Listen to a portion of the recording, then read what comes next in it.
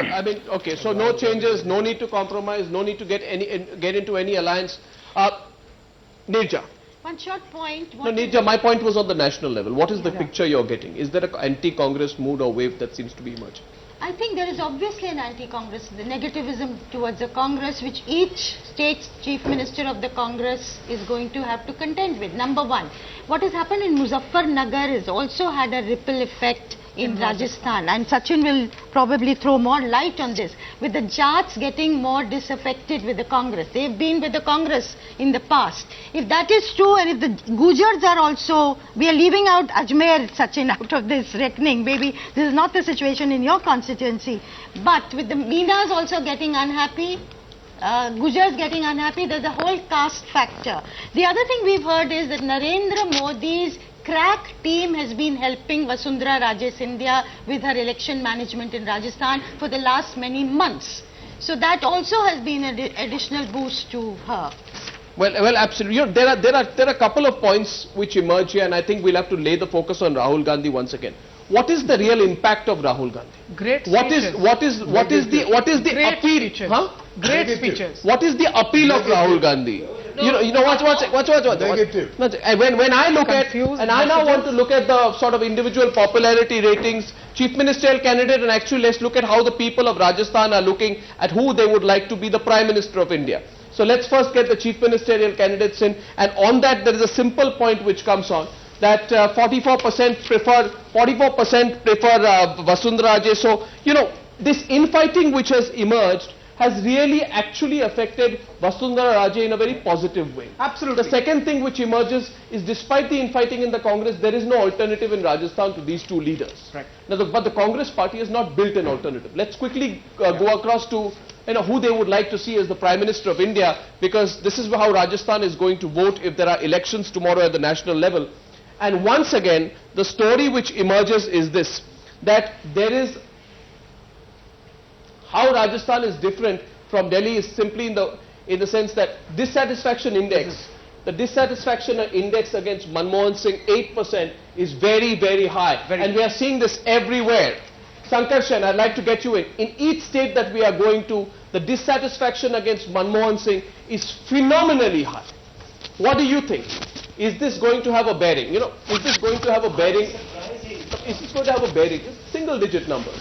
Is this going to have a bearing? Of course it will have a bearing. Of course it will have a bearing. We know that the emerging mood is hugely anti-incumbent, hugely anti-UPA and Manmohan Singh and Sonia Gandhi, and we were talking about Rahul Gandhi just now. Great speeches. I don't know what great speech he has made. He is desperately in need of a good speechwriter.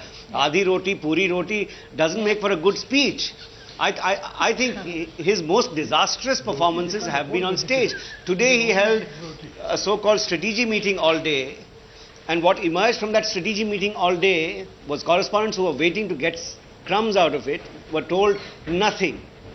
Now, if you're going to have these, 6 months, 8 months from election, if you're going to have these absolutely media barred, when you are in need of broadcasting yourself, if you are going to have these closed-door, opaque strategy meetings, I'm not sure who that's going to help. I think it's time for the Congress to step out. He should be holding his strategy meetings out in the park, rather than in closed, air-conditioned rooms. Gehlot should be moved to Madhya Pradesh. Gehlot was Let's go to Madhya Pradesh. Gehlot 8 o'clock, ladies and gentlemen, we're moving to Madhya Pradesh, which is the big just state. 1 minute on Rahul's speeches. There's a lot of talk about dreams. I would want his dreams, people's dreams are my dreams, very well. Why is it none of the Congress governments are implementing Rahul's dreams? Why does he have to wait for 2014? If he is able to answer that question. And also I think it's fairly insulting that in Jaipur, in somewhere near Udaipur, he says, I'll give you one full roti in the place of half, and you'll also get 100 days of working, and muft dawai, and that is my philosophy for economics. I'm sorry, the people of India, rich or poor, all want to improve themselves and want to work as many number of days in a year to improve their standard of living. Can we ask the minister? This simplistic assessment does not help. You see, Sachin Pilot wears two hats. So it won't be easy for him to answer this. But Sachin, popularity ratings of 3% in Delhi. 8% in Rajasthan, I'm talking about your Prime Minister, would make anyone in the Congress, I presume, extremely worried.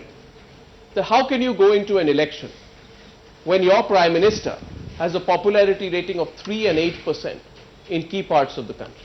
On a polls aside, I want to answer somebody on the panel was talking about giving food grains and right to work and right to education as something as, you're lowering the workers or the population of India.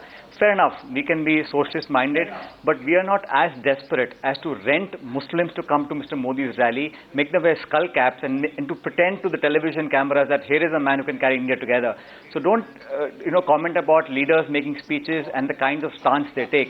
Let the people of India be judges of what's going to happen. You can criticize a speech, but you cannot dispute, the fact that people of India have more faith in people who are wanting to unite the country as opposed to polarize it. Economics, very welcome. But don't restrict the enterprise of Indian worker to 100 days only, and that too on dole. And then to talk about whatever Modi says, to say, oh, he said this, would you allow the same discount for Modi too? You wouldn't. You pick on every one of the words that he says. And when somebody like us from the opposition party picks on the vice president candidate of the ruling party, you can't take objection to it. I expect much more than this from Mr. Pilot. I'm sorry. But you didn't comment on the popularity rating that your Prime Minister enjoys. Aren't you worried? Prime Minister of India has done a great job. Whether he gets 5, 8, 12% in your program is not important.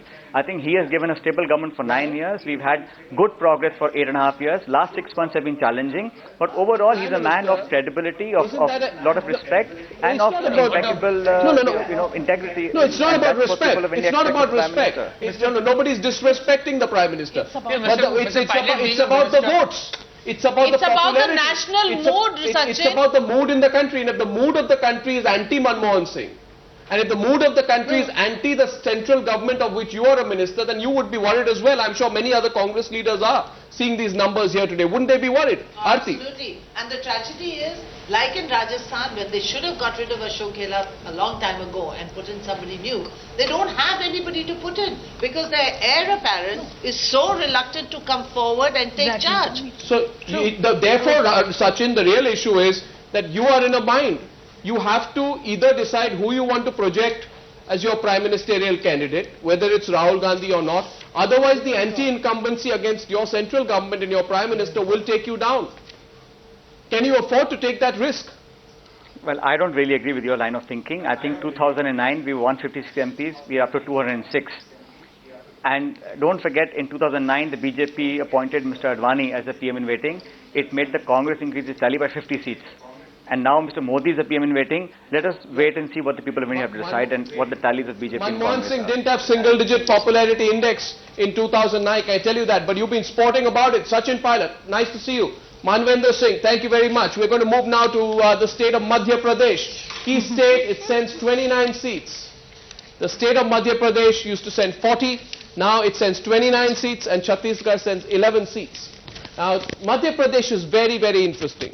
Broadly speaking, Madhya Pradesh is interesting because you have the BJP trying to do a hat trick in Madhya Pradesh. It's interesting because the Congress party has finally realized its mistake of not projecting anyone and has in a recent rally almost projected, I would use the operational word, almost projected Jyotiraditya Scindia as the chief ministerial candidate, and he'll be joining us in some time. What are the results in Madhya Pradesh? Jayamurg will tell us more. The vote share between the Congress and the BJP is somewhat narrowing. In the last election, it was about 5%. Now it's about 4%. That's created a marginal dip for the BJP. It's down from 143 to 130, a loss of 13.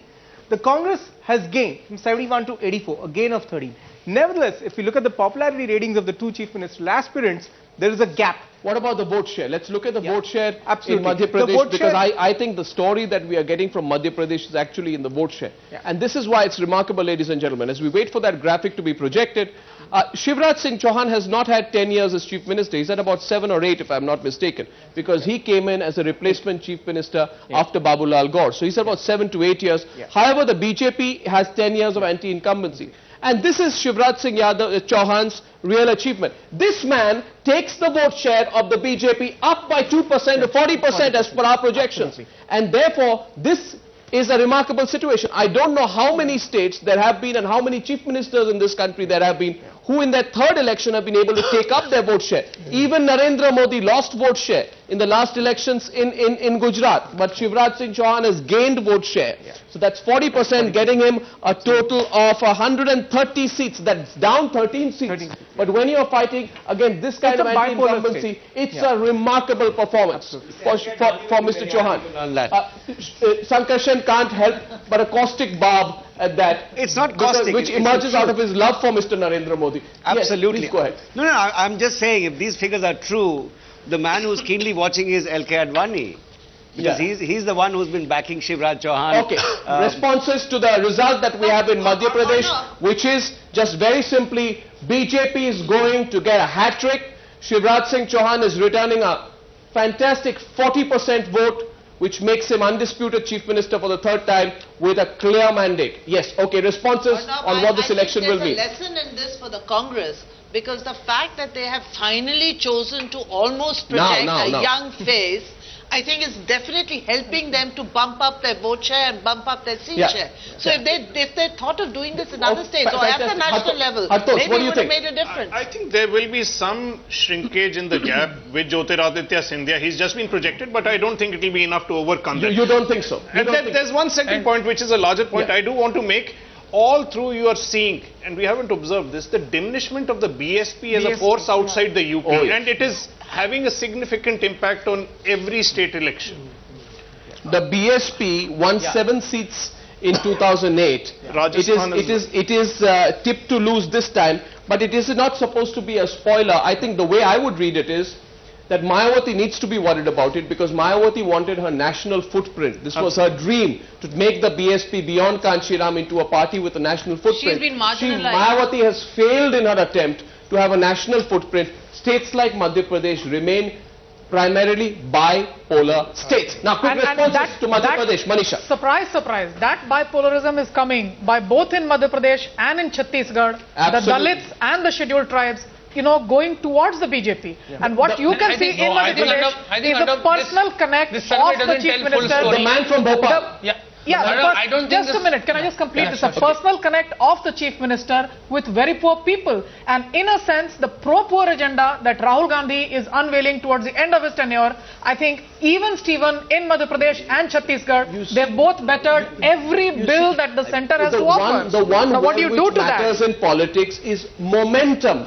Momentum. No, agenda doesn't have a difference. Congress agenda is not different from BJP. Into momentum for the BJP. How are you reading it? Since you're from There are 2-3 things are there. First of all, this whole survey is slightly deceptive. It doesn't tell the story of anti-incumbency factor against MLAs. The BJP has a very tough choice of retaining its MLAs or replacing them, because 10 years they have also become very resourceful and they have the ability to damage BJP. So Shivraj Singh Chauhan has a problem. Change them. Shivpuri Guna or retaining them. Change them. Shivpuri Guna, Shivraj Singh change them. Chauhan's personal image is... if I may just elaborate this point, I think one of the problems, so before we get too hyped up about these numbers, is the individual candidate often makes a very big difference, and as he's very correctly saying, the power equations between the sitting MLA and somebody coming in, so we need to factor this. These nuances are very important. We need to see what Jyotiraditya Scindia does, whether he actually changes things on the ground. I think the remarkable story about Rajasthan and Madhya Pradesh is that leadership matters, and BJP has got it right both times. Vasudha Raje had a lot of flack from her party. She came back and she has shown that you can win Rajasthan if you are a good leader. But if you were Jyotiraditya Scindia, you'd say, I'm going to pack the power punch. Here is my party. It was 38 seats. It became 71 seats, and now it's 84 seats. And I'm going to prove in the first solo opportunity that I have got in my political career, not to be an understudy to Digvijay Singh and Kamal Nath, but to prove that I have it on my own, that I'm going to do something dramatic this time. Can he do something dramatic? He may make a difference. Can he do that? I think Scindia, they left it too late. Too late. They should have brought him in. It's been talked about for many, many months. Why it was not done, we don't know.